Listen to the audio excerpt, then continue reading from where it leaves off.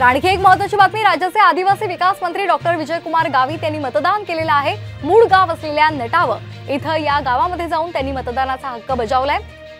नटावत या गावातील जिल्हा परिषद शाळेमध्ये त्यांनी मतदान केले। त्यांच्या कन्या डॉक्टर हिना गावित यांनी नंदुरबार लोकसभा मतदारसंघाच्या त्या निवडणुकीमध्ये आहेत, त्या रिंगणामध्ये आहेत आणि आपण ही दृश्य पाहतोय। गावितांनी मतदानाचा हक्क बजावलेला आहे। राज्याचे आदिवासी विकास मंत्री डॉक्टर विजयकुमार गावित यांनी मतदान केले। सर्व मतदारांना माझी विनंती आहे की मतदानाचा हक्क आपण बजावला पाहिजे।